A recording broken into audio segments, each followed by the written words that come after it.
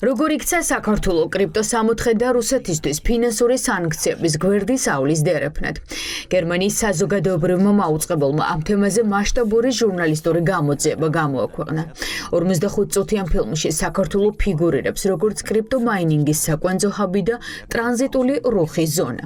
ამის მიღმა გერმანელმა ჟურნალისტმაც ბიძინა ივანიშვილის ბიზნეს ინტერესები და მთავრობის ლობიზმი დაინახა.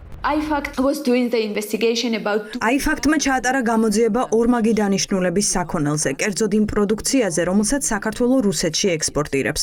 ჩვენ ჩავატარეთ ფარული ექსპერიმენტი. დავუკავშირდით რუსულ სავაჭრო კომპანიას და ვკითხეთ, დაახლოებით 30 დრონი გვაქვს და გვინდა მათი რუსეთში გაგზავნა. მათ გვიპასუხეს, რა თქმა უნდა, შეგვიძლია ამის რუსეთში მიწოდება. ვიცით, რომ ეს რისკიანია, რადგან სანქცირებულია, თუმცა ეს ადრეც ბევრჯერ გავაკეთეთ. ჩვენ შევნიშნეთ, რომ ასეთი კომპანიები სანქციებისთვის გვერდის ავლის მიზნით სწორედ კრიპტოვალუტას იყენებენ. რუსეთი სრულად არ არის მოწყვეტილი საერთაშორისო ფინანსურ ტრანზაქციებს. ის უბრალოდ ანგარიშწორებას კრიპტოვალუტით ახორციელებს. ეს ყველაფერი კი დასავლეთისგან შეუმჩნევლად ხდება. გერმანელი ჟურნალისტი საქართველოში პირადად ჩამოვიდა და ადგილზე ნახა თუ როგორ მუშაობს მკაცრად დაცული კრიპტოქარხნები. გერმანელი ჟურნალისტები შეხვდნენ ამ ბიზნესში ჩართულ პირებსაც, რომლებიც ღიად ამბობენ, რომ ბიტკოინებს ძალიან იაფ ელექტროენერგიაზე მოიპოვებენ. ჩნდება კითხვა, რატომ არის ელექტროენერგია საქართველოში ასე იაფი. ირკვევა, რომ გაზი, რომელსაც ევროპული სანქციების გამო რუსეთი მსოფლიო ბაზარზე ვეღარ ყიდის, საქართველოში იაფ ელექტროენერგიად გარდაიქმნება და ბიტკოინების გიგანტურ ფერმებს კვებავს. It's my bank account. ეს ჩემი ბიტკოინ ანგარიშია საფული. ამ ციფრულ საფულეზე შეგიძლიათ ნებისმიერი თანხა ჩატვირთოთ და აკავშიროთ თქვენს ტელეფონს და შემდეგ გადარიცხოთ ფული ნებისმიერ ადგილას. შეგიძლიათ დახარჯოთ ნებისმიერ დროს 24 საათის განმავლობაში.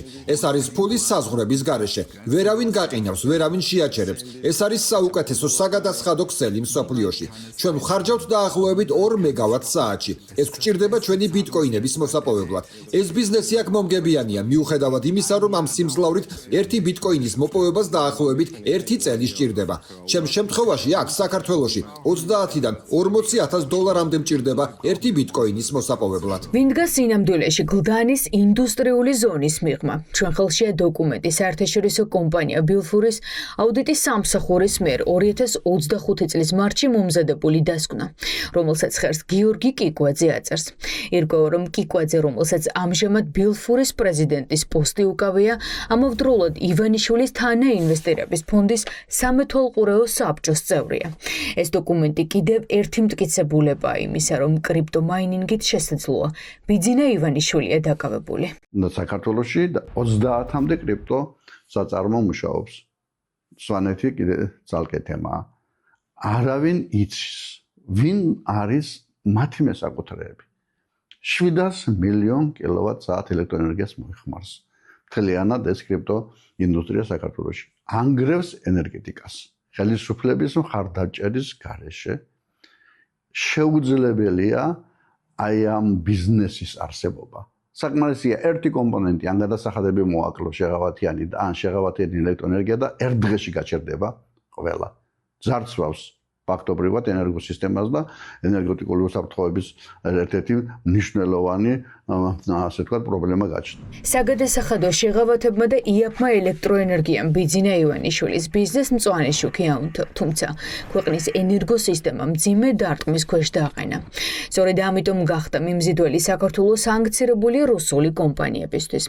აქედან 4 კომპანია ბრიტანეთმა და ევროკავშირმა უკვე დაასანქცირა. თუ ასე გაგრძელდება შესაძლოა საქმე საბოლოოდ ქვეყნის სანქცირებამდეც მივიდეს. საქართველოს კრიპტომაინინგის რაღაც სამოთხედ იქცა და შეუძლებელია ეს შეუმჩნეველი დარჩენილიყო რუსი ოლიგარქებისთვის სანქციების პირობებში სამოთხეების ძებნის პროცესში. ეს სრულიად ერთმნიშვნელოვანი და ცალსახაა. კრიპტომაინინგი კვალს ტოვებს და ის ვერ გაქრება, მას ვერ გააქრობს ქართული ოცნება, იმ შემთხვევაშიც კი თუ მიხვდა რომ ძალაუფლებას კარგავს და ეს არის ერთ-ერთი ყველაზე უფრო სერიოზული დანაშაული, რომლისთვისაც პასუხისმგებლობა აუცილებლად უნდა დადგეს. ეს არის დანაშაული არა მარტო სანქციების ნაწილში, არამედ თქვენი მაყურებლისთვის პირდაპირ და ღიად რომ ვთქვათ, მათ შორის იმაში, რომ მუდმივად უძვირდებათ რიგით მოქალაქეებს ელექტროენერგიის გადასახადი, იმაში რომ მუდმივი პრობლემები აქვს საქართველოს ელექტროსისტემას. აქ პუტინი გაზ ფულად აქცევს. ეს არის გერმანელი გამომძებელი ჟურნალისტების მთავარი დასკვნითი კითხვა. ფაქტია, რომ იაფი რუსული გაზი, საგადასახადო შეღავათები და ოლიგარქიული ინტერესები საქართველოს სულ უფრო მეტად აშორებს დასავლეთს და კრემლის კრიპტომაინინგის უსაფრთხო ზონად აქცევს.